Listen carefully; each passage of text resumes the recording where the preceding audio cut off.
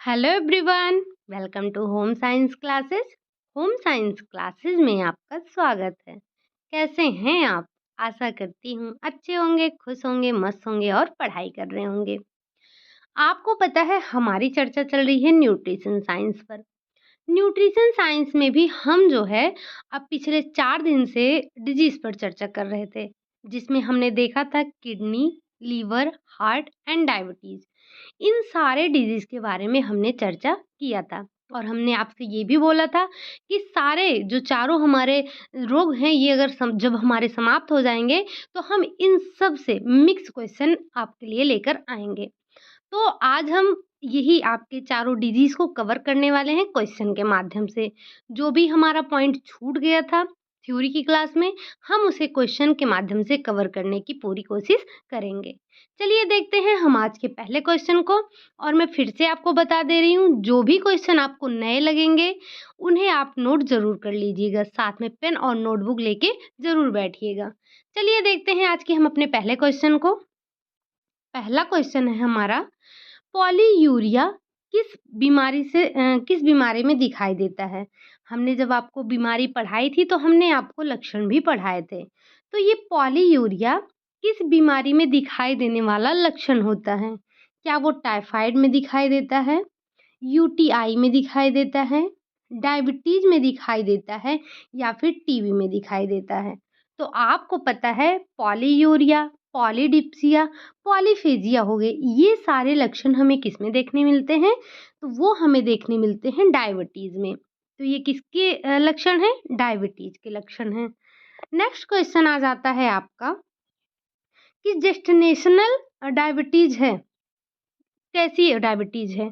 क्या वो गर्भावस्था में होने वाली है, या डायबिटीज की पूर्व अवस्था होती है, या फिर गर्भावस्था के बाद की होती है, या फिर उपरोक्त में से कोई नहीं? तो जेस्टिनेशनल डायबिटीज जो होती है वो आपकी गर्भावस्था के दौरान होने वाली डायबिटीज होती है और गर्भावस्था समाप्त होने के बाद समाप्त हो जाती है। ठीक, इस पॉइंट को नोट कीजिएगा। नेक्स्ट क्वेश्चन आ जाता है आपका, इंसुलिन हार्मोन किस पौष्टिक तत्व के चयापचय में सहायक होता है? जो इंसुलिन हार्मोन होता है वो किस पौष्टिक तत्व के चयापचय में सहायक होता है? क्या वो वसा में सहायक होता है, क्या वो प्रोटीन में सहायक होता है, क्या वो कार्बोहाइड्रेट के चयापचय में सहायक होता है, या फिर विटामिन डी के चयापचय में सहायक होता है? तो आपको पता है जो हमारा इंसुलिन हार्मोन होता है वो आपके कार्बोहाइड्रेट के चयापचय में सहायक होता है। नेक्स्ट क्वेश्चन आ जाता है आपका, क्वेश्चन को फटाफट देखते चलेंगे क्योंकि क्वेश्चन हमारे काफी हैं, 100+ क्वेश्चन आज हम करने वाले हैं। तो डॉट डॉट डॉट मधुमेह रोग का लक्षण भी हो सकता है, मतलब इनमें से क्या है जो आपके मधुमेह रोग का लक्षण हो सकता है? क्या वो कोमा है, क्या वो एनीमिया है, क्या वो कब्ज है, या फिर वो अकस्मात वजन में कमी है? तो आपको पता है हमने आपको बताया भी था कि अगर अकस्मात आप अपने वेट को गेन करते हैं या फिर वेट लॉस करते हैं तो वो किसी न किसी बीमारी का जो है संकेत होता है। तो अगर अकस्मात आपके वजन में कमी आ रही है, आप एकाएक अपने वेट को लॉस कर रहे हैं, तो इसका ये लक्षण हो सकता है किसका? तो ये आपके मधुमेह का लक्षण हो सकता है। नेक्स्ट क्वेश्चन आ जाता है आपका, type 2 type 2 diabetes mellitus dot dot dot कहलाती है, कौन सी कहलाती है? जो हमारी टाइप 2, हमने डायबिटीज के बारे में पढ़ा था तो हमने आपको टाइप 3 मतलब टाइप 1, टाइप 2, टाइप 3 डायबिटीज के बारे में बताया था। तो यहाँ पर वही पूछा जा रहा है कि type 2 diabetes mellitus dot dot dot कहलाती है, क्या कहलाती है? क्या वो इंसुलिन आधारित डायबिटीज मेलिटस कहलाती है, या गैर इंसुलिन आधारित डायबिटीज मेलिटस कहलाती है, कुपोषण संबंधी डायबिटीज मेलिटस कहलाती है, या फिर गर्भावस्था की डायबिटीज मेलिटस कहलाती है? तो आपको पता है कि जो हमारा टाइप 2 डायबिटीज था वो क्या होता है आपका? वो होता है गैर इंसुलिन आधारित डायबिटीज मेलिटस होता है। ये आपका ऑप्शन नंबर 2 जो है वो राइट हो जाएगा। नेक्स्ट क्वेश्चन आपका आ जाता है, HbA1c, इसके बारे में हमने जिक्र किया था। HbA1c कि वह मात्रा जिससे ऊपर मनुष्य मधुमेह से ग्रस्त होता है, माना जाता है। मतलब ये जो आपको परसेंट दिया गया है, कितना होगा तो व्यक्ति जो है मधुमेह से ग्रसित माना जाएगा। ये आपके नेट का क्वेश्चन है, यहाँ नेट के क्वेश्चन को मैंने यहाँ पर उठाया है क्योंकि मैंने इसके बारे में आपको क्लास में बताया था। तो जो एचबी मतलब हीमोग्लोबिन A1C कितना 6.2% होगा, 6.5% से अधिक होगा, 6.8% से अधिक होगा या फिर 7.0% से अधिक होगा तो वह मधुमेह से ग्रस्त माना जाएगा। तो हमने जब वहाँ पर देखा था तो हमने आपको बताया था कि अगर 6.4 से ऊपर जाता है तो यहाँ पर आपके ऑप्शन में क्या है 6.5 से ऊपर, ठीक। तो अगर 6.5 से ऊपर जाता है तो इसका मतलब व्यक्ति जो है वो किससे ग्रसित है, वो मधुमेह से ग्रस्त है। नेक्स्ट क्वेश्चन आ जाता है आपका, चीनी रोग कहा जाता है, किसे कहा जाता है? चीनी रोग, ये भी आपके नेट का ही क्वेश्चन है। चीनी रोग कहा जाता है, किसे कहा जाता है? क्या पीलिया को कहा जाता है? क्या डायबिटीज को कहा जाता है? टाइफाइड को कहा जाता है या फिर हिस्टीरिया को बोला जाता है? तो आपको पता है हमने जब मधुमेह के बारे में डिस्कस किया था तो हमने वहाँ पर पहली लाइन में ही आपको बताया था, ठीक। तो ये चीनी रोग किसे जाना जाता है? चीनी रोग डायबिटीज को कहा जाता है। नेक्स्ट क्वेश्चन आ जाता है आपका, इंसुलिन हार्मोन से क्या होता है? रक्त शर्करा बढ़ती है, रक्त शर्करा घटती है, रक्त शर्करा बनती है या फिर उपरोक्त में से कोई नहीं। तो आपको पता है कि जो इंसुलिन हार्मोन होता है वो क्या करता है, वो रक्त शर्करा को घटाने का कार्य करता है। मतलब जब आपके ब्लड में वो शर्करा को घटाने का कार्य करता है कौन, इंसुलिन हार्मोन होता है। अगर यही बढ़ जाता है तब क्या होता है, जब हमारे ब्लड में शर्करा की मात्रा बढ़ जाती है तो कौन सा रोग हो जाता है, तब डायबिटीज रोग हो जाता है, ठीक। अगला क्वेश्चन आ जाता है आपका कि पेट में छाले या जिसे हम अल्सर बोलते हैं होने पर इनका कम सेवन करना चाहिए। अगर किसी व्यक्ति को अल्सर हो गया है तो इसमें से उसको किस चीज़ का कम सेवन करना चाहिए? मिर्च मसालों का कम सेवन करना चाहिए, रेशेदार भोजन का कम सेवन करना चाहिए या फिर इन दोनों का ही कम सेवन करना चाहिए या फिर इनमें से कोई नहीं। तो आपको पता है अगर किसी व्यक्ति को अल्सर हो गया है तो अल्सर के रोगी को ना तो मिर्च मसाले अधिक देने चाहिए और ना ही उसे रेशेदार भोजन देना चाहिए। तो इसका ऑप्शन नंबर सी जो है वो आपका सही हो जाएगा, मतलब जो ऑप्शन नंबर 3 है वो आपका राइट आंसर हो जाएगा। नेक्स्ट क्वेश्चन आ जाता है आपका, इंसुलिन का श्रावण होता है कहाँ से? इंसुलिन कहाँ से स्रावित होता है? क्या वो यकृत से होता है, अग्नाशय के द्वारा होता है, जठर के द्वारा होता है या फिर जिह्वा के द्वारा होता है? तो आपको पता है कि इंसुलिन का जो स्राव होता है वो कहाँ से होता है? तो वो अग्नाशय के द्वारा होता है। इंसुलिन का स्राव कहाँ से होता है? अग्नाशय के द्वारा होता है। नेक्स्ट क्वेश्चन आ जाता है आपका कि रोगी के लिए आहार आयोजन करते समय निम्न में से किस बात का ध्यान देना चाहिए? अगर आप किसी रोगी व्यक्ति के आहार का नियोजन कर रहे हैं या फिर आयोजन कर रहे हैं तो आपको किन बातों का ध्यान होना चाहिए? क्या आपको आहार की प्रकृति के बारे में पता होना चाहिए? रोगी की भोजन संबंधी आदतों के बारे में पता होना चाहिए या फिर रोग का कारण जानना चाहिए? उपर्युक्त सभी। तो जब हमने आहार आयोजन के बारे में पढ़ा था, आहार आयोजन की क्लास हो चुकी है, अगर आपने नहीं देखा है तो जाके ज़रूर देखिएगा। तो जब हम आहार आयोजन करते हैं तो हमें क्या आहार की प्रकृति भी ध्यान रखनी चाहिए, रोगी की भोजन से संबंधित जो आदतें हैं उसको भी ध्यान रखना चाहिए और रोग के कारण को भी समझना चाहिए। हमें इन सारी चीज़ों का ध्यान रखते हुए आहार का एक रोगी के लिए आहार का आयोजन करना चाहिए। तो इसका ऑप्शन नंबर जो 4 है वो आपका राइट आंसर हो जाएगा। नेक्स्ट क्वेश्चन आ जाता है आपका, मधुमेह का एक लक्षण है, इसमें से मधुमेह का कौन-सा लक्षण है? अतिसार अतिसार है, बुखार है या फिर रक्त में ग्लूकोज का स्तर बढ़ना है या फिर प्यास ना लगना है? तो आपको पता है कि ये जो आपका रक्त में ग्लूकोज का स्तर बढ़ना है, यही तो है आपकी मधुमेह का लक्षण। प्यास ना लगना, ये तो गलत है क्योंकि हमने देखा था प्यास अधिक लगती है और बार-बार व्यक्ति यूरिन पास करने जाता है, पानी भी बहुत पीता है और उसे भूख भी काफ़ी मात्रा में लगती है, ठीक? नेक्स्ट क्वेश्चन आ जाता है आपका चिकित्सकीय आहार है। इसमें से जो चिकित्सकीय आहार है वो कौन-सा है? क्या वो सरल आहार है? क्या वो मुलायम आहार है? क्या वो सादा आहार है या ये सभी? तो आपको पता है कि चिकित्सकीय आहार मुख्यतः किसे हम बोलते हैं? सादे आहार को हम चिकित्सकीय आहार बोलते हैं।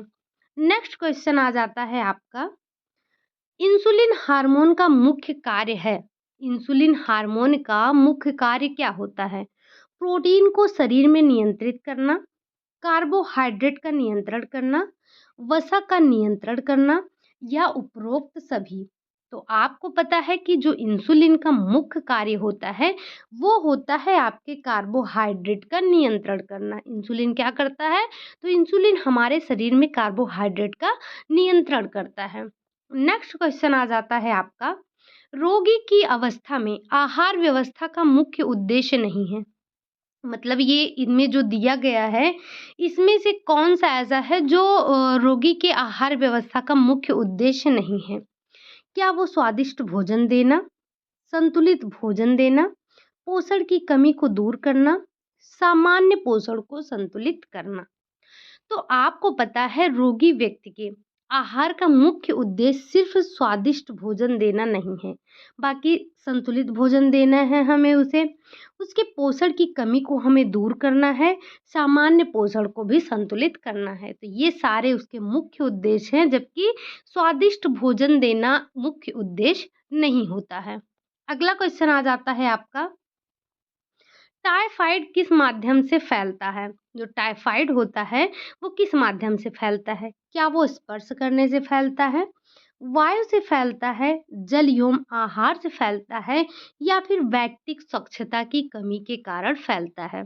तो हमने अभी कुछ दिन पहले ही एक डिजीज़ की क्लास ली थी, जहाँ पर हमने typhoid fever, malaria, chicken pox और स्मॉल पॉक्स और बहुत सारे रोगों के बारे में वहाँ पर हमने डिस्कस किया था। तो हमने वहाँ पर भी आपसे ये बताया था कि ये इसके संक्रमण का कारण क्या है, वाहक क्या होते हैं, इसके कौन-सी बैक्टीरिया होती हैं, उन सब पर हमने चर्चा किया था। तो ये क्वेश्चन वहीं से है, टाइफाइड का जो माध्यम होता है वो जल और आहार होता है। नेक्स्ट क्वेश्चन आ जाता है आपका, इंसुलिन उपयोगी है। जो इंसुलिन होता है, वो किस लिए उपयोगी है? वज़न बढ़ाने में, रक्त शर्करा को कम करने में, वजन कम करने में या फिर रक्त शर्करा को बढ़ाने में। तो आपको पता है जो इंसुलिन होता है, इंसुलिन का कार्य क्या होता है? रक्त में शर्करा को कम करना। अगर ये रक्त में शर्करा बढ़ जाएगी तो व्यक्ति किससे पीड़ित हो जाएगा? डायबिटीज से पीड़ित हो जाएगा। नेक्स्ट क्वेश्चन आ जाता है आपका, हिपैटिक कोमा में प्रोटीन की मात्रा दी जाती है। हिपैटिक कोमा में प्रोटीन की अधिक मात्रा दी जाती है कि कम मात्रा दी जाती है, कि अत्यधिक मात्रा दे देते हैं या फिर सामान्य रखते हैं प्रोटीन को? तो आपको पता है कि अगर हिपैटिक कोमा हुआ है तो उसमें प्रोटीन की मात्रा को हम कम कर देते हैं। नेक्स्ट क्वेश्चन आ जाता है आपका, पॉलीडिप्सिया, पॉलीफेजिया, पॉलीयूरिया निम्न रोग के लक्षण हैं। अब तो शायद से अगर जिसने क्लास लिया होगा तो उसको अब ये रट्टा हो गया होगा कि ये पॉलीडिप्सिया, पॉलीफेजिया, पॉलीयूरिया ये सब किसके लक्षण हैं? तो ये सारे आपके डायबिटीज के लक्षण हैं। नेक्स्ट क्वेश्चन आ जाता है आपका, डॉट डॉट डॉट मधुमेह रोग का विशेषक लक्षण है। इसमें वर्ड को थोड़ा देखिएगा, तो इसीलिए मैंने इसको रखा है, बाकी इसका आंसर मुझे पता है, आप सभी को आ रहा है। क्या आ जाता है आपका? एल्गोयूरिया आ जाता है, जिसका अर्थ होता है अल्पमूत्रता। प्रोटीन यूरिया आ जाता है, मतलब कि प्रोटीन युक्त मूत्र। हिमेट यूरिया आ जाता है, मतलब हिमेट यूरिया का मतलब ये हो जाता है कि आपके रक्त युक्त मूत्र। पॉलीयूरिया बहुमूत्रता। तो आपको पता है कि मधुमेह किसका लक्षण है? तो जो पॉलीयूरिया है, पॉलीयूरिया आपके मधुमेह का लक्षण होता है। बस मेरा इस क्वेश्चन को रखने का मतलब ये था कि आप इन सारे टर्मों को देख लें एक बार, क्योंकि ये आपके पीवाई क्यू हैं। नेक्स्ट क्वेश्चन आ जाता है आपका डॉट डॉट डॉट। ये इतने अभी तक हमने मधुमेह के बारे में सारे क्वेश्चन देखे। अब हम यहाँ से क्या देखेंगे? अब हो सकता है शायद किसका, या तो गुर्दे से संबंधित या आएगा या फिर हार्ट से संबंधित आपके क्वेश्चन आने वाले हैं। तो पहला क्वेश्चन है आपका कि डॉट डॉट डॉट के रोगियों को प्रोटीन युक्त आहार देने से मना किया जाता है। किन रोगियों को प्रोटीन युक्त आहार देने से मना किया जाता है? क्या गुर्दे की बीमारी के रोग में, मतलब गुर्दे की बीमारी में, या फिर अल्सर में, मधुमेह में, या फिर कब्ज में? तो आपको पता है कि गुर्दे की बीमारी में अभी हमने कल ही डिस्कस किया था, गुर्दे की बीमारी में हम प्रोटीन युक्त आहार देना कम कर देते हैं, जिससे हमारी किडनी पर लोड कम पड़े। नेक्स्ट क्वेश्चन आ जाता है आपका हृदय। हृदय और उसकी बीमारियों के अध्ययन से संबंधित विज्ञान को क्या कहते हैं? अब यहाँ से आपको मिलने वाले हैं हार्ट के क्वेश्चन। तो क्वेश्चन अगर आपको नए लगेंगे तो उनको नोट ज़रूर कीजिएगा। तो हृदय और उनकी बीमारियों के अध्ययन से संबंधित जो विज्ञान होता है उसे हम क्या कहते हैं? क्या उसे हम कार्डियोलॉजी कहते हैं? क्या हम उसे सेरोलॉजी कहते हैं? क्या उसे हम नेफ्रोलॉजी कहते हैं, या फिर इनमें से कोई नहीं? तो आपको पता है कि जो हृदय से संबंधित बीमारी होती है उसके अध्ययन को हम कार्डियोलॉजी कहते हैं, ठीक? और नेफ्रोलॉजी, आपको नेफ्रो से समझ में ही आ रहा होगा कि ये किडनी से संबंधित है, ठीक? अगला क्वेश्चन आ जाता है आपका हृदय की धड़कन का सामान्य से अधिक होना क्या कहलाता है? अगर जो हृदय की धड़कन है वो सामान्य से अधिक हो रहा है तो ये क्या कहलाता है? क्या ये आपका कार्डियो कहलाता है, या फिर ये टेकीकार्डियो कहलाता है, या फिर उपरोक्त ये आपका दोनों कहलाता है, या फिर इनमें से कोई नहीं? तो आपको पता है अगर हृदय की जो धड़कन है, मतलब कि जो हार्ट बीट है, वो आपकी सामान्य से अधिक हो रही है तो उसे हम कहते हैं टेकीकार्डियो बोलते हैं, ठीक? अगला क्वेश्चन आ जाता है आपका कि हृदय की गति मापने वाले यंत्र को क्या कहा जाता है? मतलब कि जो हृदय की गति मापने वाला यंत्र है उसे हम किस नाम से जानते हैं, या उसका क्या नाम है? पहला ऑप्शन है आपका ईईजी, इलेक्ट्रो इकोफेलोग्राफ होता है। ECG, electrocardiogram, stethoscope, none of these. तो आपको पता है कि जो हमारा हृदय की गति को मापने वाला यंत्र होता है उसका नाम होता है ईसीजी, इलेक्ट्रोकार्डियोग्राम होता है। इसको आप नोट कीजिएगा, लेकिन हमने ये आपसे थ्योरी में भी डिस्कस किया था, ठीक? अगला क्वेश्चन आ जाता है आपका कि हृदय किस पेशी से वंचित होती है? हृदय में कौन सी पेशी नहीं होती है? क्या ऐच्छिक पेशी से वंचित होता है हृदय, अनैच्छिक पेशी से वंचित होता है हृदय, या फिर हृदय पेशी से ही वंचित होता है, या फिर इनमें से कोई नहीं? कहने का मतलब ये है कि हृदय में इनमें से कौन सी पेशी नहीं पाई जाती है। तो आपको पता है जो हमारा हार्ट होता है उसमें ऐच्छिक पेशियां नहीं पाई जाती हैं। ऐच्छिक पेशी का मतलब ये होता है कि जिस पर हमारी इच्छाओं का कंट्रोल होता है। जैसे हाथ हो गया, पैर हो गया, इन सब पे हमारा कंट्रोल होता है। जो हाथ की मांसपेशियां हैं, पैर की मांसपेशियां हैं, इन पे हमारा कंट्रोल होता है। ये अनैच्छिक पेशी होती हैं, और मतलब ऐच्छिक पेशी होती हैं, लेकिन जो हमारा हार्ट होता है ये क्या होता है, ये ऐच्छिक पेशी नहीं होती, ये अनैच्छिक होती हैं। मतलब ये हमारी इच्छा पर नहीं चलती हैं। क्या आप कह देंगे अपने हार्ट को रुक जा, तू अभी पंप मत कर, तो वो रुक जाएगा? नहीं, उसका काम है वो करता रहेगा, वो करता रहेगा। लेकिन जो हाथ पैर होता है इस पे हमारा कंट्रोल होता है, तो हम अपने हाथ पैर को कंट्रोल कर लेते हैं। तो ये आपके हाथ पैर जो भी अंग होते हैं जिस पे हम अपना कंट्रोल कर सकते हैं, जो हमारी इच्छा से हिलते डुलते हैं, तो उनको हम बोलते हैं ऐच्छिक पेशी। लेकिन जो हमारा हार्ट है ये ऐच्छिक पेशी नहीं होता है, ये तो काम करता रहेगा, और जब ये काम करना बंद कर देगा मतलब कि इंसान की डेथ हो जाती है, इंसान मर जाता है। अगला क्वेश्चन आ जाता है आपका हृदय का रुधिर दाब, ब्लड प्रेशर किस यंत्र द्वारा मापा जाता है? क्या वो लैक्टोमीटर होता है, क्या वो बैरोमीटर होता है या फिर वो मेमोमीटर होता है या फिर इनमें से कोई नहीं? तो आपको पता है कि आपके हृदय का जो ब्लड प्रेशर होता है उसको मापने के लिए मैनोमीटर का उपयोग किया जाता है, ठीक? अगला क्वेश्चन आ जाता है आपका, हृदय का क्या काम होता है? क्या हृदय प्लाज्मा को शरीर के विभिन्न अंगों में पंप करता है? रुधिर को शरीर के विभिन्न अंगों में पंप करना है या दोनों काम होता है या इनमें से कोई नहीं?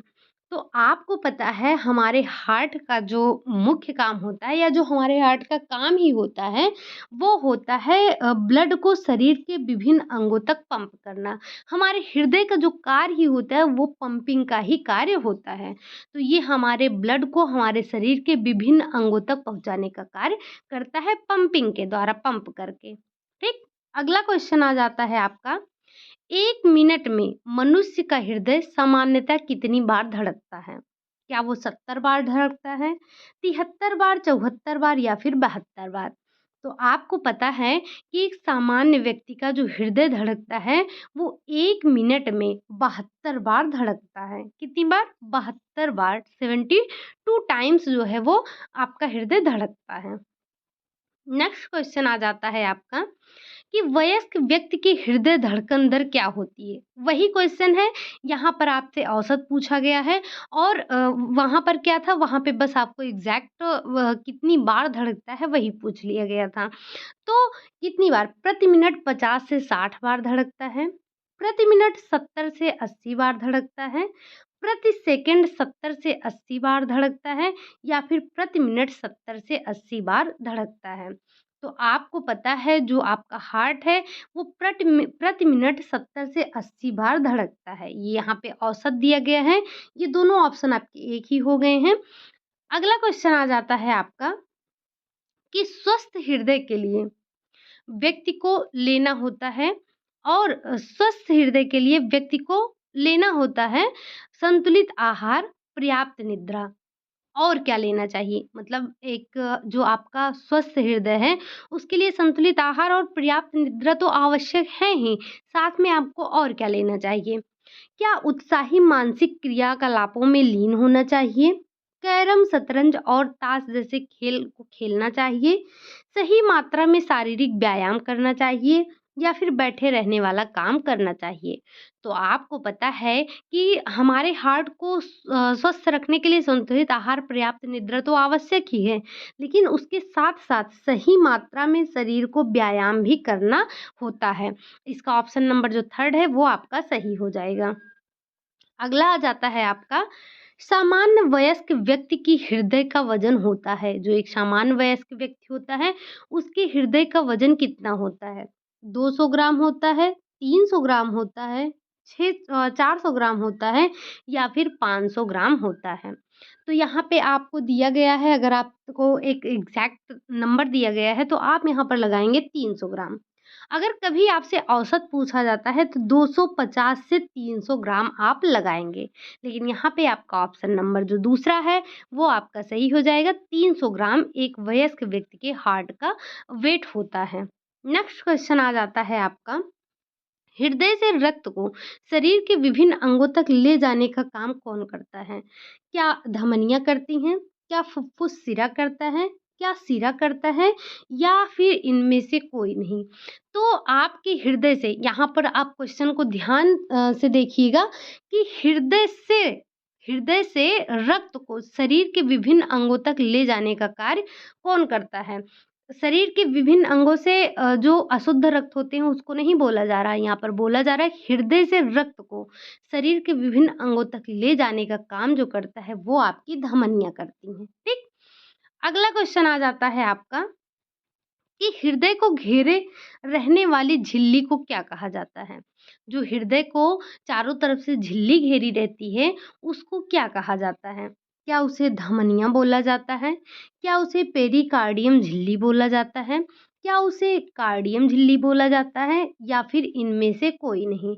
तो आपको पता है कि हृदय को चारों तरफ से घेरने वाली जो झिल्ली होती है, वो होती है आपकी पेरिकार्डियम झिल्ली होती है, ठीक?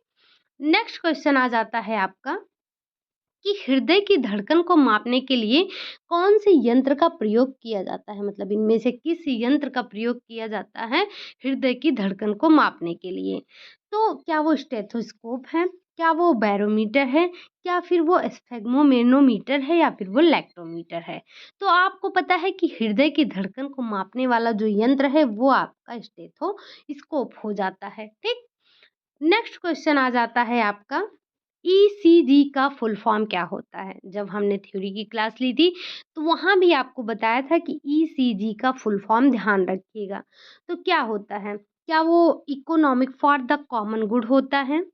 क्या वो ई-कॉमर्स ग्रुप होता है? या फिर वो इलेक्ट्रोकार्डियोग्राम होता है या फिर नन ऑफ दीज़? तो आपको पता है जो ईसीजी होता है उसका फुल फॉर्म होता है इलेक्ट्रोकार्डियोग्राम होता है, ठीक? नेक्स्ट क्वेश्चन आ जाता है आपका लव डब। लव डब ध्वनि किसकी क्रिया के कारण उत्पन्न होता है? क्या ये हृदय की क्रिया के कारण उत्पन्न होता है?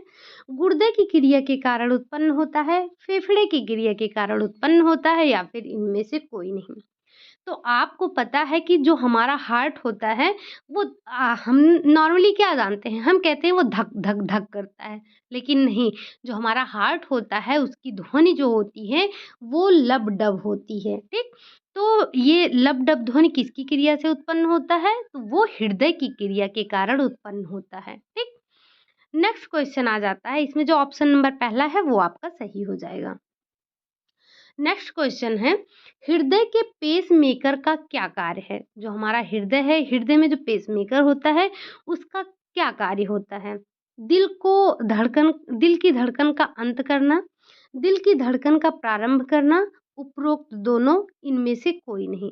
तो जो एक हृदय होता है, हृदय में एक पेसमेकर मतलब एक डिवाइस होती है, ठीक?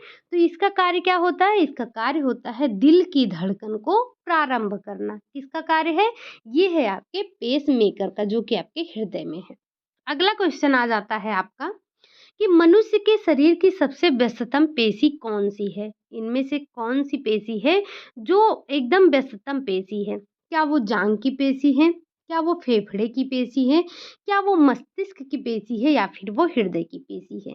तो आपको पता है कि सबसे व्यस्ततम पेशी हमारे हृदय की पेशी होती है। अगर हमारा हृदय आराम करने लगेगा, तो हम एकदम से ही आराम करने लगेंगे। इसीलिए हमारा हृदय जो है वो बिना आराम किए हुए हमेशा चलता रहता है। अगर ये चल रहा है तो इसका मतलब हम भी चल रहे हैं, अगर ये नहीं चलेगा तो इसका मतलब हम भी नहीं चलेंगे, ठीक? नेक्स्ट क्वेश्चन आ जाता है आपका पेरिकार्डियम व हृदय के बीच कौन-सा तरल भरा होता है? मतलब मैंने बताया ना जो पेरिकार्डियम है वो एक झिल्ली है, ये हमारा हार्ट हो गया और इसको इसे चारों तरफ से ये जो पेरिकार्डियम है ये झिल्ली घेरे रहता है। लेकिन जो ये घेरा है हृदय और इसके पेरिकार्डियम के बीच में कुछ तरल भरा होता है यहाँ पर, थोड़ा फ्लूइड होता है। तो ये तरल होता क्या है? क्या ये लसिका द्रव्य है?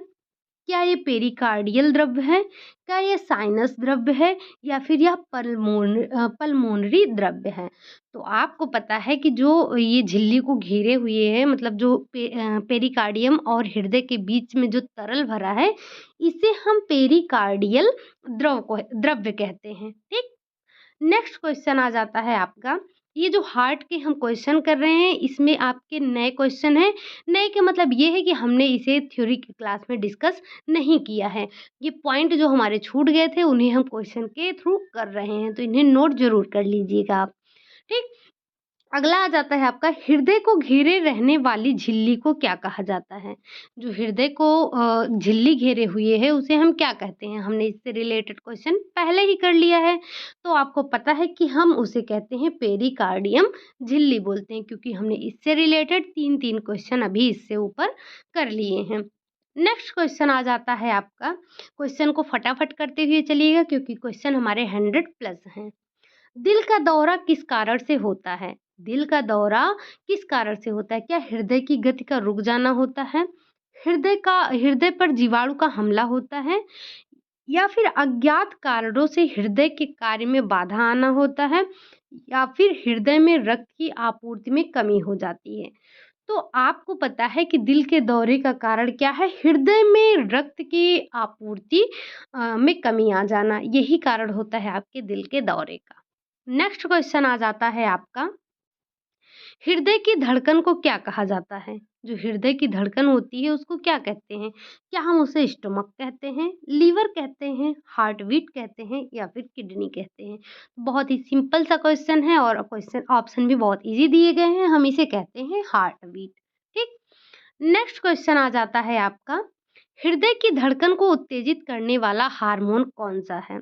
इनमें से कौन-सा हार्मोन है जो हृदय की धड़कन को उत्तेजित करता है? क्या वो कार्टिसोल है, सेरोटोनिन है या टेस्टोस्टेरोन है या फिर थायरॉक्सिन है? तो हृदय की धड़कन को उत्तेजित करने वाला जो हार्मोन है वो है आपका थायरॉक्सिन हार्मोन होता है। नेक्स्ट क्वेश्चन देखते हैं। नेक्स्ट क्वेश्चन है आपका, ईसीजी किसकी गतिविधि को दर्शाता है?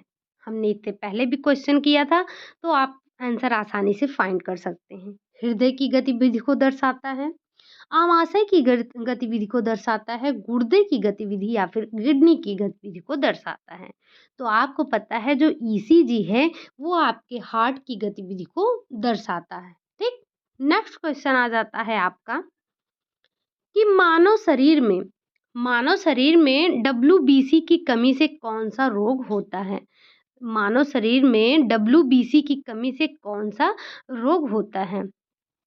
तो आपका ऑप्शन है वल्कोपीनिया, थ्रोम्बोसिस, पॉलीसैथीमिया या फिर ल्यूकोपीनिया। इनमें से आपको ध्यान रखना है, इससे रिलेटेड एक क्वेश्चन आपको इसके बाद मिलने वाले हैं। तो इस क्वेश्चन को ध्यान से देखिएगा। इसमें बोला जा रहा है कि डब्ल्यूबीसी की कमी, यहाँ पर क्या हो रहा है? कमी। तो डब्ल्यूबीसी की कमी से कौन-सा रोग होता है? ल्यूकोपीनिया नामक रोग होता है, ठीक? अगला क्वेश्चन आ जाता है आपका कि मानव शरीर में डब्ल्यूबीसी की अधिकता से कौन-सा रोग होता है? अभी कमी से हमने क्या देखा था? कमी से हमने देखा था ल्यूकोपीनिया देखा था, लेकिन अधिकता से क्या होगा? तो ल्यूकेमिया हो जाएगा, ठीक? तो दोनों क्वेश्चन को ध्यान रखिएगा, कमी और अधिकता से। अगला क्वेश्चन आ जाता है आपका कि कोलेस्ट्रॉल के जमने के कारण धमनियों की कठोरता को कहा जाता है।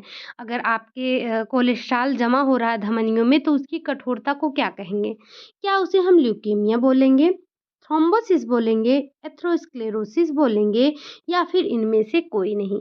तो आपको पता है कि अगर जो धमनियाँ हैं, धमनियों में कोलेस्ट्रॉल जमा हो रहा है तो उसको हम बोलते हैं एथेरोस्क्लेरोसिस। आपको पता है कि हृदय से संबंधित 2 रोग होते हैं। कौन-कौन से? एक तो आपका एथेरोस्क्लेरोसिस मतलब जिसे हम हृदयाघात बोलते हैं और दूसरा आपका बीपी, ब्लड प्रेशर जो आपका उच्च रक्तचाप होता है, ये होता है, ठीक? अगला क्वेश्चन आ जाता है आपका कि मनुष्य का हृदय 1 मिनट में लगभग कितने लीटर रक्त पंप करता है? जो मनुष्य का हृदय है, वो 1 मिनट में कितने लीटर ब्लड को पंप कर देता है? क्या 15 लीटर, 17 लीटर, 5 लीटर, 30 लीटर? तो आपको पता है जो हमारा हार्ट है, वो 1 मिनट में 5 लीटर ब्लड को पंप करता है, ठीक? अगला क्वेश्चन आ जाता है आपका कि हृदय से रक्त को फेफड़ों तक लाने का कार्य कौन करता है? मतलब हृदय से रक्त को फेफड़ों तक लाने का कार्य कौन करता है? क्या पल्मोनरी शिरा करता है? क्या पल्मोनरी धमनी करता है? क्या उपर्युक्त दोनों करते हैं या फिर इनमें से कोई नहीं? तो आपको पता है कि ये जो हमारी पल्मोनरी धमनी होती है, ये हृदय से रक्त को फेफड़ों तक लाने का कार्य करती है, ठीक?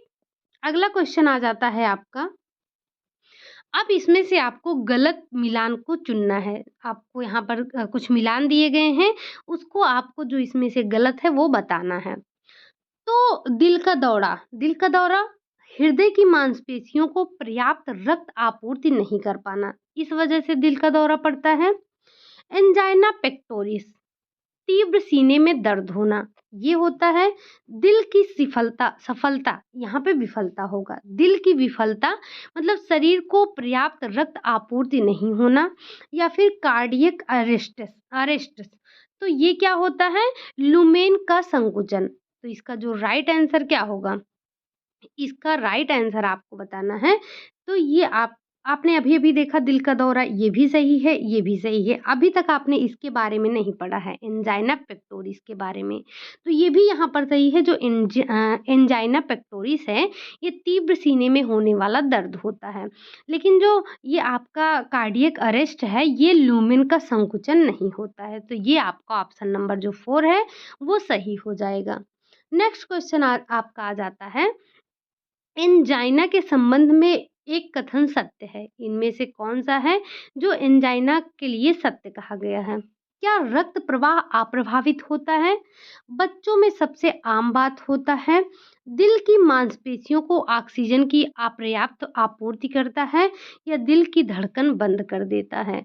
तो आपको पता है कि जो एंजाइना होता है, एंजाइना के संबंध में जी आपका थर्ड वाला ऑप्शन दिया गया है, मतलब दिल की मांसपेशियों को ऑक्सीजन की अपर्याप्त आपूर्ति करता है।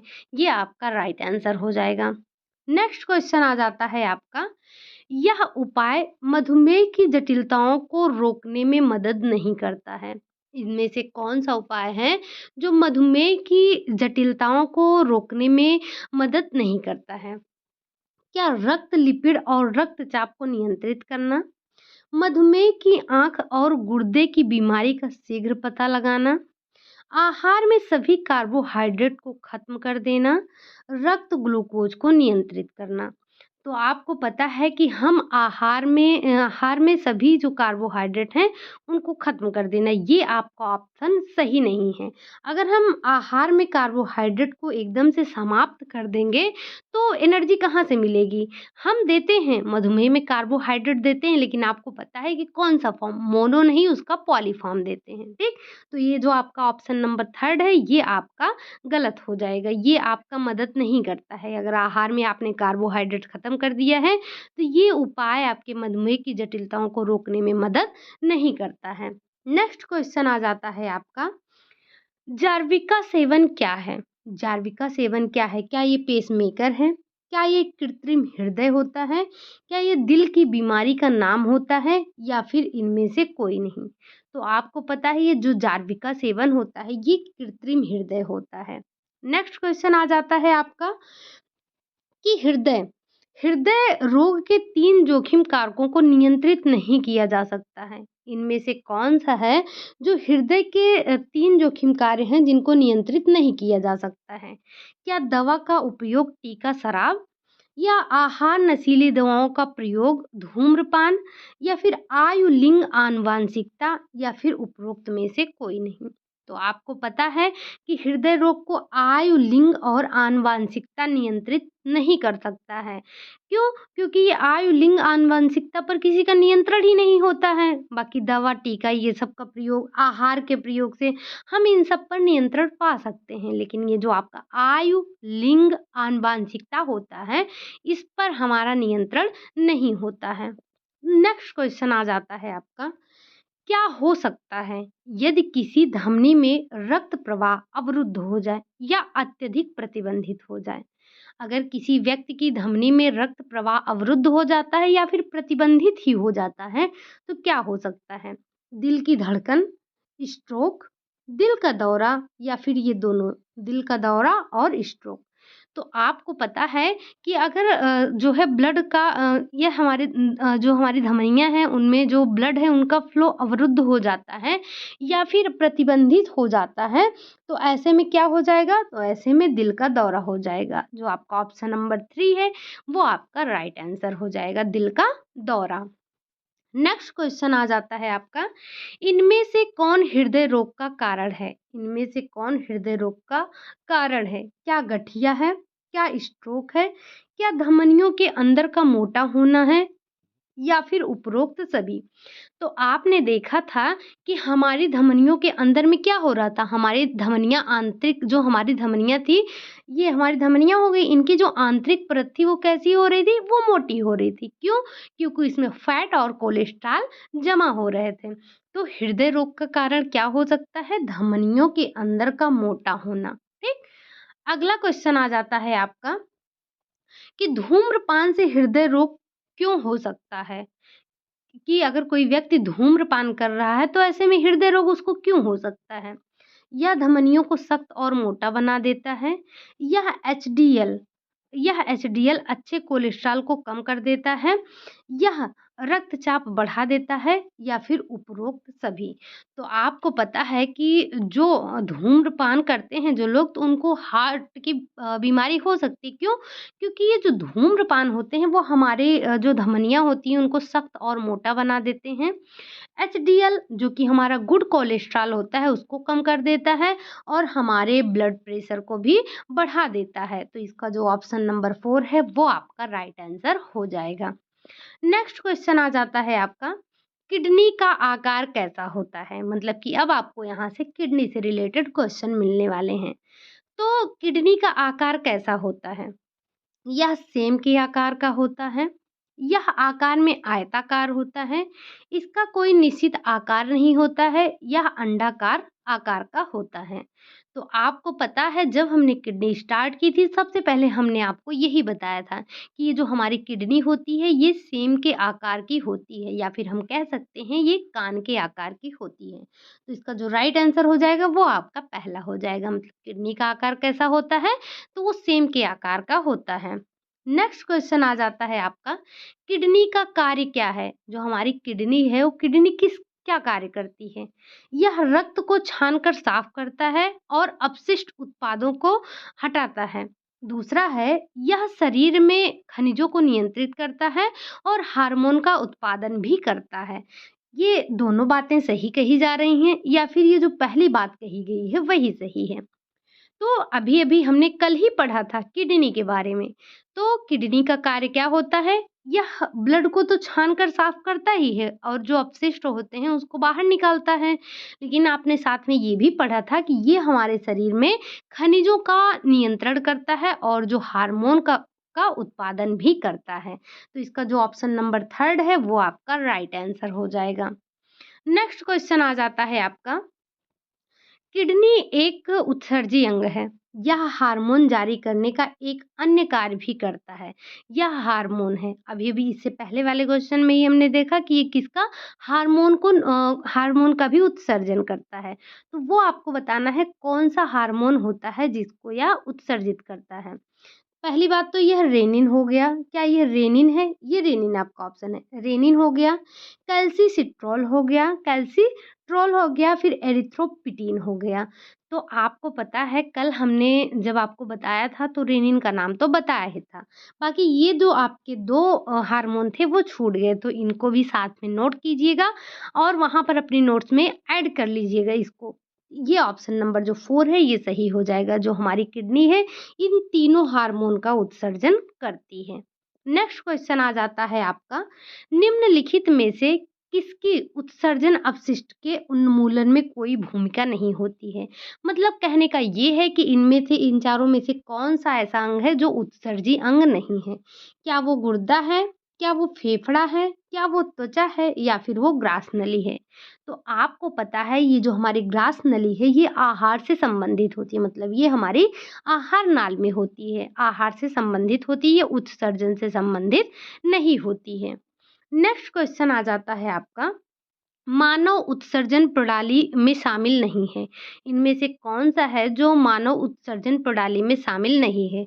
क्या वो मूत्र मार्ग है? क्या वो ग्रसनी है? क्या वो मूत्राशय है? या फिर वो गुर्दा है? तो आपको पता है कि जो हमारी उत्सर्जन प्रणाली है वो मूत्र मार्ग है, मूत्राशय है और गुर्दा भी है। तो इसका जो राइट आंसर हो जाएगा वो हो जाएगा आपका ग्रसनी। जो ग्रसनी होती है ये आपके उत्सर्जन प्रणाली का अंग नहीं होती है। नेक्स्ट क्वेश्चन आ जाता है आपका, यह पदार्थ ग्लोमेरुलस की अर्धपारगम दीवारों से नहीं गुजरता है। मतलब इनमें से क्या है जो ग्लोमेरुलस के अर्धपारगम दीवारों से नहीं गुजरता है? क्या वह है आपका ग्लोबिन या फिर एल्बुमिन है, रक्त शिराएँ हैं या फिर उपरोक्त सभी? तो आपको पता है कि हमने कल इसके बारे में भी डिस्कस किया था। तो ये जो आपका ग्लोबिन होता है, एल्बुमिन होता है और जो रक्त शिराएँ होती हैं, ये सारी आपके अर्धपारगम झिल्ली से ग्लोमेरुलस की अर्धपारगम झिल्ली से दीवारों से नहीं गुजरती हैं, ठीक? नेक्स्ट क्वेश्चन आ जाता है आपका, मानव मूत्र है कैसा है? अम्लीय है, क्षारीय है, न्यूट्रल है या फिर इनमें से कोई नहीं? तो आपको पता है जो मानव मूत्र है वो कैसा है? वो अम्लीय होता है। नेक्स्ट क्वेश्चन आ जाता है आपका, निम्न में से मानव शरीर का वह कौन सा अंग है जो उसमें जल के संतुलन के लिए उत्तरदायी होता है? मतलब इनमें से कौन सा अंग है जो जल के संतुलन के लिए उत्तरदायी है? क्या वो गुर्दा है? क्या वो फेफड़े हैं? या हृदय है या फिर यकृत है? तो आपको पता है कि शरीर में जल संतुलन के लिए उत्तरदायी जो होता है वो होता है हमारा गुर्दा, जिसे हम बोलते हैं किडनी, ठीक? जिसे हम बोलते हैं वृक्क। अगला क्वेश्चन आ जाता है आपका, निम्नलिखित में से किसका संबंध वृक्क मतलब कि किडनी की अव्यवस्था के साथ है? क्या वो वेंटिलेटर है? क्या वो अपोहन जिसे हम डायलिसिस बोलते हैं वो है? या फिर गति प्रेरक जिसे हम पेसमेकर कहते हैं वो है? या फिर बैरोपेसिंग है? तो आपको पता है कि वृक्क की अव्यवस्था किससे संबंधित है? तो वो संबंधित हो जाता है आपका डायलिसिस से। अगर किडनी से संबंधित होता है तो क्या कहते हैं लोग कि क्या है, व्यक्ति डायलिसिस पर है, ठीक?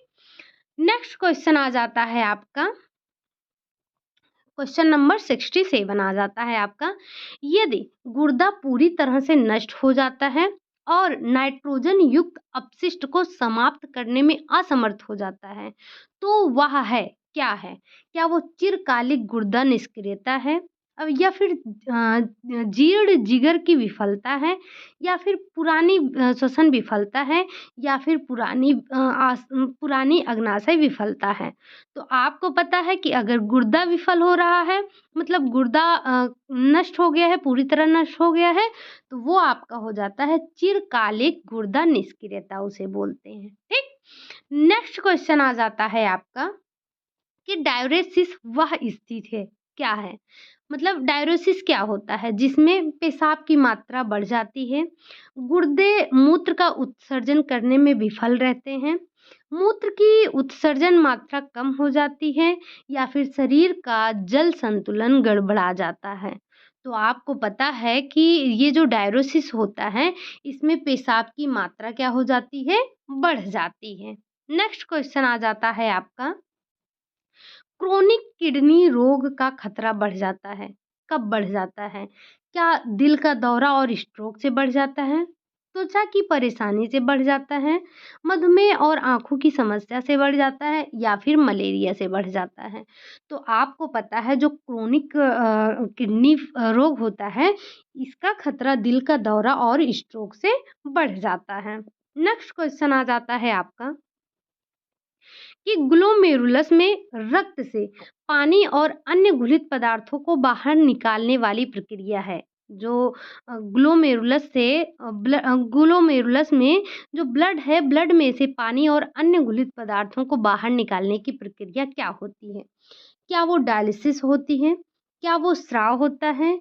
क्या वो अपोहन होता है? या फिर वो अल्ट्रा फ़िल्ट्रेशन होता है?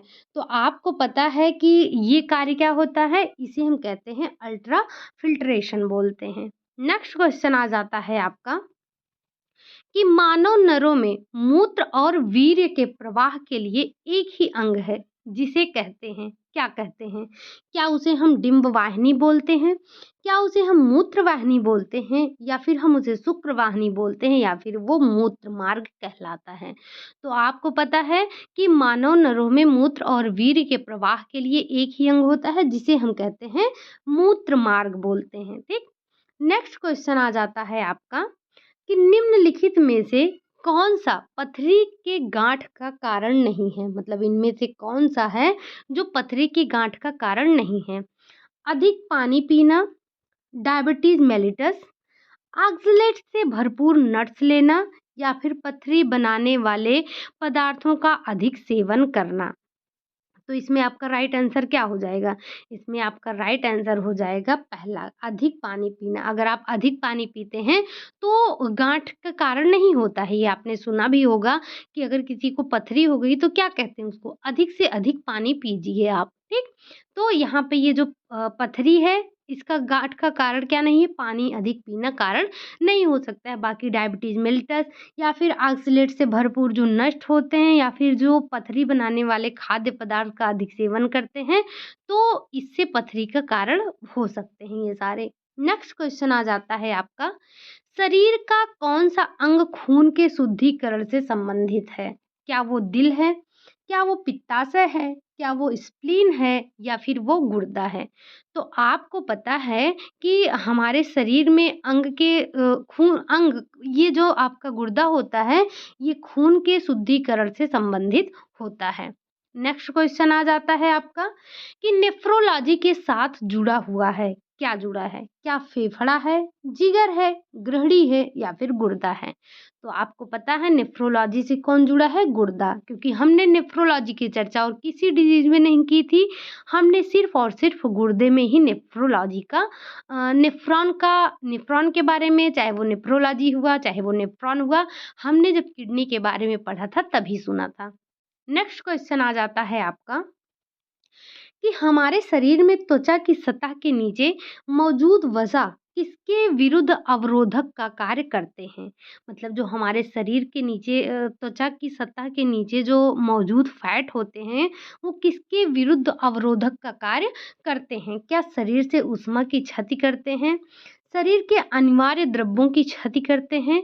शरीर से लवण की क्षति करते हैं या फिर पर्यावरण से हानिकारक सूक्ष्म जीवों का प्रवेश? ये किसके विरुद्ध कार्य करते हैं? तो इसका जो राइट आंसर हो जाएगा वो हो जाएगा आपका शरीर से ऊष्मा की क्षति। ठीक? अगला क्वेश्चन आ जाता है आपका कि गुर्दा का कार्यात्मक यूनिट क्या है? जब हमने किडनी के थ्योरी की क्लास ली थी तो हमने वहाँ पर सबसे पहले इसी के बारे में चर्चा किया था। क्या कि गुर्दे की कार्यात्मक इकाई क्या होती है? तो जो गुर्दे की कार्यात्मक इकाई होती है वो होती है आपकी नेफ्रॉन। ठीक? इससे अगर आपने पहली क्लास मतलब कि किडनी की क्लास ली होगी तो ये आपको पहले ही समझ में आ गया होगा। नेक्स्ट क्वेश्चन आ जाता है आपका कि मनुष्य की वृक्क में पथरी बनती है। मनुष्य के वृक्क में पथरी क्यों बनती है?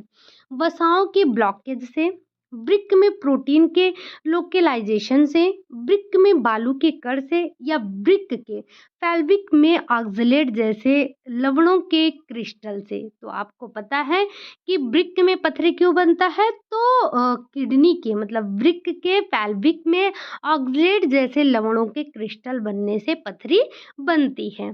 नेक्स्ट क्वेश्चन आ जाता है आपका कि वृक्क की खराबी के कारण रक्त में यूरिया की मात्रा बढ़ने को कहते हैं। मतलब वृक्क की अगर खराबी है तो इस कारण से अगर ब्लड में यूरिया की मात्रा बढ़ रही है तो उसको क्या कहेंगे? क्या उसे यूरेमिया बोलेंगे या फिर उसे एनुरिया बोलेंगे या फिर यूरोक्रोमिया बोलेंगे या फिर उपरोक्त सभी?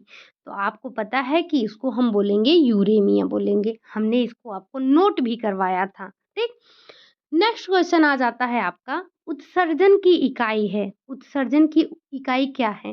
क्या वो नेफ्रॉन है, एक्सॉन है या फिर न्यूरॉन है? इनमें से कोई नहीं।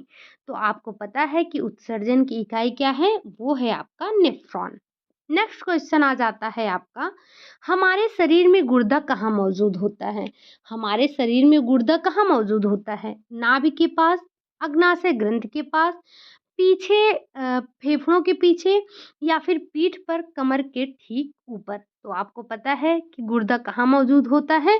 तो वो पीठ पर कमर के ठीक ऊपर मौजूद होता है।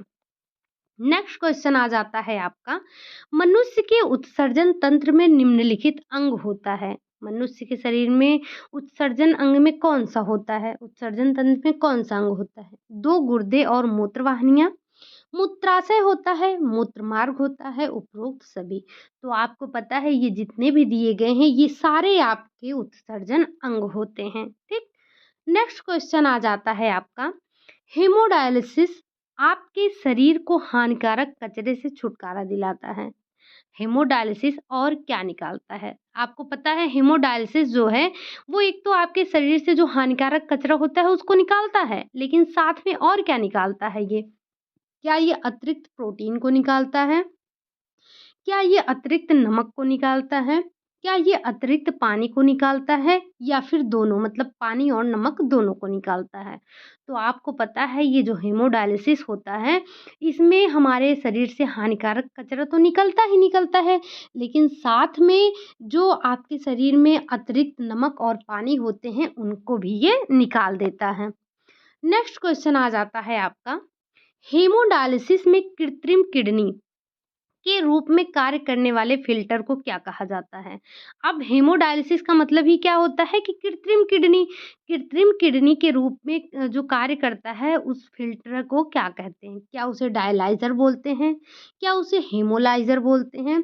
क्या उसे हम नेफ्रोलाइज़र बोलते हैं या इनमें से कोई नहीं बोलते हैं? तो आपको पता है हम उसे क्या बोलेंगे? उसे हम बोलते हैं नेफ्रोलाइज़र बोलते हैं। नेक्स्ट क्वेश्चन आ जाता है आपका, हेमोडायलिसिस के लिए एक सामान्य दुष्प्रभाव है, क्या है? आपको पता है अगर हम कोई भी थेरेपी करवाते हैं, कोई भी उपचार करवाते हैं, तो उसके कोई न कोई साइड इफ़ेक्ट होते ही हैं। तो वैसे आपको बताना है कि हेमोडायलिसिस का एक सामान्य दुष्प्रभाव क्या होता है? क्या मांसपेशियों में ऐंठन होती है, चक्कर आना होता है या फिर कमज़ोरी होती है, ये सारे लक्षण होते हैं। तो आपको पता है कि हेमोडायलिसिस के ये सारे दुष्परिणाम हो सकते हैं। मतलब मांसपेशियों में ऐंठन, चक्कर, कमज़ोरी, मितली ये सारे लक्षण किसके हो सकते हैं? तो वो हेमोडायलिसिस के हो सकते हैं। नेक्स्ट क्वेश्चन आ जाता है आपका कि सामान्य स्थिति में नेफ्रॉन के वुमेन कैप्सूल में ग्लोमेरुलस फिल्ट्रेट में निम्नलिखित शामिल है सिवाय किसके? मतलब फिल्ट्रेट में किसको नहीं शामिल कर सकते हैं, बाकी चीज़ें शामिल हैं। क्या वो एल्बुमिन और ग्लोबुलिन जैसे प्रोटीन होते हैं जिसे हम शामिल नहीं कर सकते हैं फिल्ट्रेशन के लिए? या मेटाबॉलिक अपशिष्ट उत्पाद जैसे यूरिया क्रिएटिनिन होता है, ये हो गया। अमीनो एसिड ग्लूकोज कार्बनिक अम्ल, ये हो गया। या फिर सोडियम क्लोराइड पोटेशियम बाइकार्बोनेट जैसे प्रमुख इलेक्ट्रोलाइट्स हो गए, इनको नहीं शामिल कर सकते हैं। तो आपको पता है हमने इसको पढ़ा भी था कि हम किसको एल्बुमिन और ग्लोबुलिन जैसे प्रोटीन को हम शामिल नहीं कर सकते हैं किसमें, नेफ्रॉन के वोमिन कैप्सूल में ग्लोमेरुलस फिल्ट्रेशन में। ठीक, अगला क्वेश्चन आ जाता है आपका, निम्नलिखित में से कौन सा कारक कोशिका गुच्छीय निस्पंदन दर जीएफआर को बढ़ाता है? मतलब जीएफआर का जो फुल फॉर्म होगा क्या होगा? Glomerulus filter rate. हमने इसको आपको बताया था और बोला भी था कि इसका फुल फॉर्म ध्यान रखिएगा। ठीक, तो क्या होता है बढ़ाने का कार्य क्या करता है? कौन-सा कारक बढ़ाने का कार्य करता है? तो क्या वो एंटी डाययूरेटिक हार्मोन होता है? फिर या फिर वो होता है आर्टेरियल नाट्रियूरेटिक पेप्टाइड होता है? या फिर वो डोपामाइन होता है? या फिर वो नाइट्रिक ऑक्साइड होता है? तो आपको पता है कि इनमें से जो आपका डोपामाइन है, डोपामाइन कारक कोशिकीय गुच्छीय दर मतलब जो जीएफआर है को बढ़ाने का कार्य करता है डोपामाइन। नेक्स्ट क्वेश्चन आ जाता है आपका, गुर्दे की विफलता के लिए सबसे अच्छा दीर्घकालिक समाधान क्या होता है? क्या वो गुर्दा प्रत्यारोपण होता है या फिर वो डायलिसिस होता है, दोनों होता है या फिर इनमें से कोई नहीं? तो आपको पता है कि अगर गुर्दा की विफलता के लिए सबसे अच्छा और दीर्घकालिक जो समाधान होता है, वो आपका होता है गुर्दा प्रत्यारोपण।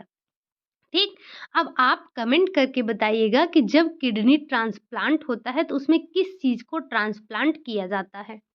नेक्स्ट क्वेश्चन आ जाता है आपका कि मानव उत्सर्जन तंत्र में उत्सर्जन इकाई का नाम क्या है? मानव उत्सर्जन तंत्र में उत्सर्जन इकाई का क्या नाम है? क्या उसे हम निफ्रिडिया बोलते हैं, तंत्रिका बोलते हैं, न्यूरॉन बोलते हैं या फिर उसे हम नेफ्रॉन बोलते हैं? तो आपको पता है क्या होता है? वो होता है आपका नेफ्रॉन। नेक्स्ट क्वेश्चन आ जाता है आपका कि किडनी की बीमारी से पीड़ित होने के क्या लक्षण हैं? क्या श्वसन समस्या आती है? चेहरे पैरों आदि में सूजन आ जाती है? उच्च रक्तचाप हो जाता है या फिर उपरोक्त सभी? तो आपको पता है कि किडनी बीमारी के श्वसन में समस्या आती है, हाथ पैर में सूजन आता है, बीपी भी हाई हो जाता है। तो इसका ऑप्शन नंबर जो 4 है वो आपका राइट आंसर हो जाएगा। नेक्स्ट क्वेश्चन आ जाता है आपका, यदि किसी व्यक्ति को डायलिसिस पर रखा जाता है तो वह किस चीज़ से पीड़ित होता है? या आप इसे ऐसे भी ध्यान रख सकते हैं कि डायलिसिस किस रोग के उपचार के लिए होता है? क्या वो हृदय रोग से पीड़ित है व्यक्ति, गुर्दे से पीड़ित है या फिर श्वसन संबंधी उसको समस्या है या इनमें से कोई नहीं। तो आपको पता है कि अगर डायलिसिस पे रखा गया है तो व्यक्ति गुर्दे के रोग से पीड़ित होता है। नेक्स्ट क्वेश्चन, हमारे शरीर में अपशिष्ट का निष्कासन किस प्रक्रिया के कारण होता है? क्या वो दोहरा परिसंचरण से होता है या उच्छ्वसन से होता है, श्वसन से होता है या फिर उत्सर्जन से होता है? तो आपको पता है कि हमारे शरीर से अपशिष्ट का निष्कासन किस कारण से होता है? तो वो आपका हो जाता है उत्सर्जन से हो जाता है। ठीक। नेक्स्ट क्वेश्चन आ जाता है आपका, हेमोडायलिसिस पर एक व्यक्ति के लिए कौन सा आहार खनिज सीमित होना चाहिए?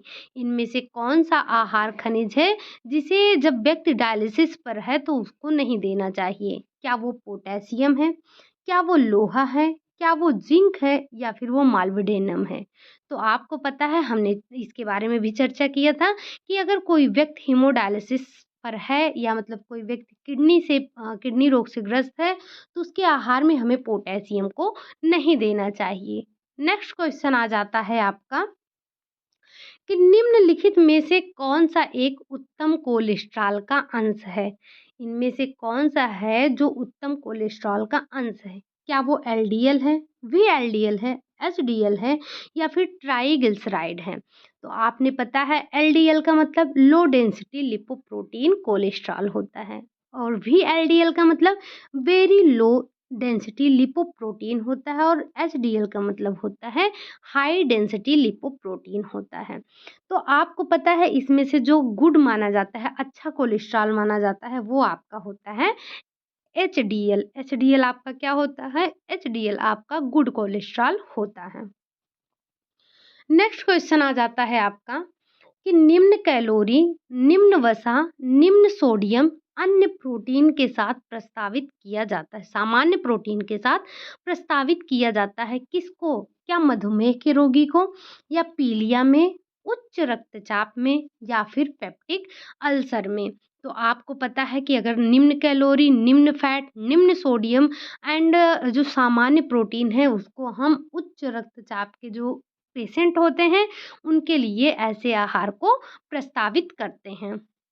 नेक्स्ट क्वेश्चन आ जाता है आपका, भोजन में सोडियम की अधिक मात्रा से होता है, क्या होता है? क्या निम्न रक्तदाब होता है या बार-बार मूत्र विसर्जन होता है या रक्तदाब बढ़ना होता है या फिर बार-बार पसीना आना होता है?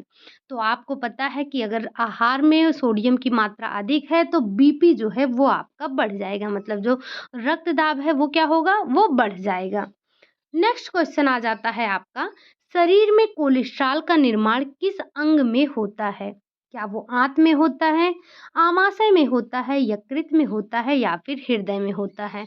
तो आपको पता है कि शरीर में कोलेस्ट्रॉल का निर्माण हमारे यकृत में होता है। ठीक। नेक्स्ट क्वेश्चन आ जाता है आपका, उच्च रक्तचाप डॉट डॉट डॉट का एक जोखिम कारक हो सकता है। डीएनए का, सीएचडी का, डीएनए का या फिर पीईएम का। तो आपको पता है इसमें से आपको फुल फॉर्म ही नहीं समझ में आ रहा होगा। डीएनए और आरएनए तो समझ में आ ही रहा होगा। सीएचडी का मतलब क्रोनिक हार्ट डिजीज होता है। अगर आपका उच्च रक्तचाप है तो किसके बढ़ने की संभावना है, क्या हो जाएगा?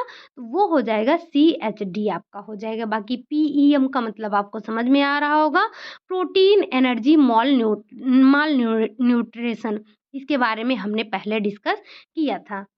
आगे आपका आ जाता है क्वेश्चन कि उच्च रक्तदाब से ग्रसित व्यक्तियों को डॉट डॉट डॉट आहार खाना चाहिए, मतलब जो व्यक्ति उच्च रक्तदाब से ग्रसित हैं, जिनका बीपी हाई है, उनको आहार में क्या करना चाहिए? कम सोडियम क्लोराइड वाला आहार लेना चाहिए, कम प्रोटीन युक्त आहार लेना चाहिए, अधिक रेशेदार आहार लेना चाहिए या उनमें फैट की मात्रा को बढ़ा देना चाहिए? तो इसका राइट आंसर हो जाएगा कि कम सोडियम क्लोराइड युक्त आहार लेना चाहिए। नेक्स्ट क्वेश्चन आ जाता है आपका, निम्नलिखित में से कौन-सा एक अच्छा कोलेस्ट्रॉल जाना जाता है? इसके बारे में इससे पहले ही हमने चर्चा किया था, तो वो हो जाता है आपका काइलोमाइक्रॉन, वीएलडीएल, एलडीएल या फिर एचडीएल। तो आपको पता है जो गुड कोलेस्ट्रॉल माना जाता है वो आपका एचडीएल माना जाता है। आज का 100 क्वेश्चन मतलब 100वां क्वेश्चन जो है आपका वो है कि वयस्क के लिए सामान्य सिस्टोलिक और डायस्टोलिक रक्तचाप होना चाहिए कितना? 140 पर 100 mmHg या फिर 120 पर 80 mmHg या फिर 120 पर 19 mmHg या फिर 110 पर 17 mmHg। तो आपको पता है कितना सामान्य सिस्टोलिक होना चाहिए, तो वो 120 पर 100 पर 80 mmHg होना चाहिए। नेक्स्ट क्वेश्चन आ जाता है आपका कि वृक्क की सूक्ष्मतम संरचनात्मक एवं क्रियात्मक इकाई है। क्या वो नेफ्रॉन है, कोशिका है, मूत्र मार्ग है या फिर वो न्यूरॉन है? तो आपको पता है कि वृक्क की सूक्ष्मतम संरचनात्मक और जो क्रियात्मक इकाई है वो है आपका नेफ्रॉन हो जाता है। नेक्स्ट क्वेश्चन आ जाता है आपका कि सोडियम प्रतिबंधित की सलाह दी जाती है, मतलब किस रोग में सोडियम प्रतिबंध कर देने की सलाह दी जाती है? क्या वो पेप्टिक अल्सर में दी जाती है, इन्फ्लुएंजा में दी जाती है, उच्च रक्तचाप में दिया जाता है या फिर डायरिया में? तो अभी इतना क्वेश्चन आपने कर लिया तो आपको समझ में आ ही गया होगा अगर किसी व्यक्ति का उच्च रक्तचाप है तो उसको आहार में क्या किया जाता है, सोडियम को बैन करने की सलाह दी जाती है। नेक्स्ट क्वेश्चन आ जाता है आपका, एक व्यक्ति का रक्तचाप सामान्य कहलाएगा जब उसका अनुशीतलन एवं प्रकुंचन दाब मतलब वही सिस्टोलिक और डायस्टोलिक, यहाँ पर शब्दों को देखिएगा, यहाँ पर हिंदी और वहाँ पर इंग्लिश है, बस इतना ही फर्क है। तो आपको पता है वो कितना होना चाहिए, तो वो होना चाहिए आपका 120 पर 80 mmHg होना चाहिए। नेक्स्ट क्वेश्चन आ जाता है आपका 104 क्वेश्चन आपका कि किस रोग की स्थिति में कार्बोज की मात्रा दी जानी चाहिए? किस रोग की स्थिति में? क्या पीलिया में, टाइफाइड में या फिर खसरा में या फिर तपेदिक में? तो आपको पता है पीलिया की स्थिति में आपको कार्बोज की मात्रा दी जाती रहनी चाहिए। नेक्स्ट क्वेश्चन आ जाता है आपका यकृत डॉट डॉट डॉट संग्रह कक्ष है। आपको पता है हमारे शरीर का स्टोरेज हाउस किसे कहते हैं, तो वो हम कहते हैं लीवर को। तो आपको क्या ध्यान रखना है कि जो हमारा लीवर है वो क्या है, वो आपका आपके शरीर का स्टोरेज हाउस होता है। तो यकृत किस चीज़ का संग्रह कक्ष होता है? क्या वो विटामिन ए का होता है, विटामिन बी का होता है, विटामिन सी का होता है या फिर विटामिन डी का होता है? तो जो हमारा लीवर होता है वो विटामिन ए का संग्रह कक्ष होता है। नेक्स्ट क्वेश्चन आ जाता है आपका यकृत में डॉट डॉट डॉट का संग्रह नहीं होता है। हमारा जो लीवर होता है उसमें किस चीज़ का संग्रह नहीं हो पाता है? क्या वो विटामिन का नहीं कर पाता है, प्रोटीन का नहीं कर पाता है, फैट का नहीं कर पाता है या फिर कार्बोहाइड्रेट का नहीं कर पाता है? तो जो हमारा लीवर होता है फैट का हमारे लीवर में फैट का संग्रह नहीं होता है। अगर हमारे लीवर में फैट संग्रहित होने लगता है तो क्या हो जाता है, तो वही लीवर सिरोसिस हो जाता है। नेक्स्ट क्वेश्चन आ जाता है आपका लीवर सिरोसिस के लक्षण हैं, इनमें से कौन सा लीवर सिरोसिस का लक्षण है? रक्त सीरम में एल्बुमिन की मात्रा कम हो जाना, मांसपेशियों का क्षय होना, भूख की कमी, उपरोक्त सभी। तो आपने लीवर सिरोसिस के लक्षण में देखा था कि रक्त सीरम में एल्बुमिन की मात्रा कम हो जा रही थी, मांसपेशियों का क्षय हो रहा था, भूख में भी कमी आ रही थी। तो इसका मतलब जो हमारा राइट आंसर हो जाएगा वो हो जाएगा उपरोक्त सभी, चौथा वाला हमारा सही आंसर हो जाएगा। अब यहाँ से ये आपका नेट का क्वेश्चन है, इसे ध्यान से देखिएगा, क्वेश्चन बहुत इजी है, बस ध्यान से आपको देखना है। तो इसमें अभिकथन क्या है कि उच्च रक्तचाप हृदय रोग के लिए खतरा हो सकता है। क्या ये बात सही है कि जो हाई बीपी होता है वो आपके हार्ट के लिए दिक्कत करता है? दूसरा है कि उच्च रक्तचाप कोलेस्ट्रॉल की मात्रा को बढ़ा देता है। तो आपको पता है क्या कि जो आपका उच्च रक्तचाप होता है वो हृदय के लिए खतरा होता है और जो उच्च रक्तचाप में कोलेस्ट्रॉल की मात्रा भी बढ़ा देता है। तो ये आपका दोनों सही हो जाएगा, जो इसका ऑप्शन नंबर सेकंड है, ये आपका सही हो जाएगा। नेक्स्ट क्वेश्चन आ जाता है आपका, हमारे शरीर में गुर्दे की सूजन की स्थिति में गुर्दे द्वारा डॉट डॉट डॉट का उचित निष्कासन नहीं किया जाता है। किसका? क्या सोडियम का, क्या पोटेशियम का, कैल्शियम का या फिर प्रोटीन का? तो आपको पता है, अगर हमारे शरीर में गुर्दे की सूजन की स्थिति में गुर्दे के द्वारा सोडियम का उचित निष्कासन नहीं किया जाता है, नहीं हो पाता है। आज का आपका लास्ट क्वेश्चन है, हाइपरटेंशन का कारण होता है। हाइपरटेंशन का कारण क्या हो सकता है? निम्न रक्तचाप, उच्च रक्तचाप, उच्च पल्स चाप, निम्न पल्स चाप। तो आपको पता है, हाइपरटेंशन का जो कारण है वो होता है आपका उच्च रक्तचाप। जो हाई बीपी है वो आपके हाइपरटेंशन का कारण होता है। तो बस आज की सीरीज में हमने 110 क्वेश्चन रखे थे। आज की सेवा को हम यहीं पर समाप्त करते हैं। आपको पता है कि हमने बहुत रोगों के बारे में, मतलब किडनी और हार्ट से संबंधित बहुत सारे क्वेश्चन कर लिए। हमने थोड़े मधुमेह से और थोड़े लीवर से संबंधित क्वेश्चन भी कर लिए हैं। तो बस हमें रोगों के बारे में यही इतना पढ़ना था। जितने भी क्वेश्चन मेरे पास थे, मेरे पास जितने क्वेश्चन का कलेक्शन था, मैंने वो सारे क्वेश्चन आपको करवा दिए हैं। तो ये आज के क्वेश्चन आपको कैसे लगे? इसको बनाने में बहुत मेहनत लगी है, तो आप इसे ज़रूर देखिएगा और जो भी आपको नोट करने लायक लगे उसे नोट ज़रूर कर लीजिएगा, ठीक? बाकी आज की क्लास आपको कैसी लगी?